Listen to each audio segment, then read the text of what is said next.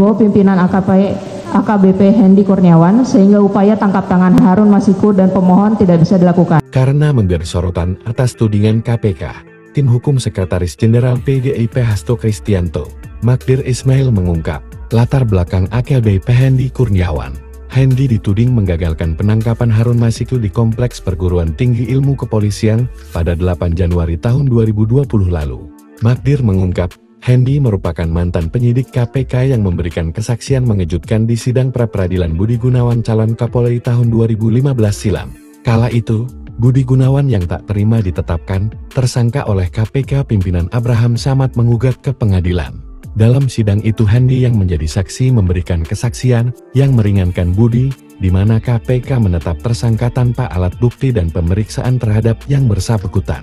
Sehingga Menteri Bidang Politik dan Keamanan di Kabinet Prabowo Gibran itu pun memenangkan gugatan.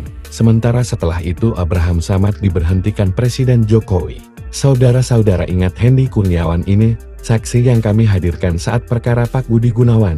Beliau menerangkan bagaimana tidak baiknya, tidak profesionalnya cara penyidikan yang dilakukan KPK ketika itu. Kata Magdir, Jumat 7 Februari tahun 2024, Magdir khawatir apa yang disampaikan Hendy terjadi pada Hasto. Saya khawatir begini, ini yang tidak boleh mestinya. Mereka gunakan kesempatan untuk memburukan orang lain yang sebenarnya tidak ada kaitannya, kata Magdir. Yakni, menetapkan Hasto tanpa dua alat bukti dan tidak melakukan kajian hukum status di pengadilan yang sudah ingkar. Jika Hasto tidak terlibat, tetapi kemudian diusut lagi. Menjawab sikap AKBP Hendy yang menangkap penyidik KPK di PTIK. Hal itu wajar sebab PTIK adalah tempat pendidikan para polisi. Tiba-tiba ada sejumlah orang datang ke situ, pasti dihentikan. Ditanya mau apa ya kan?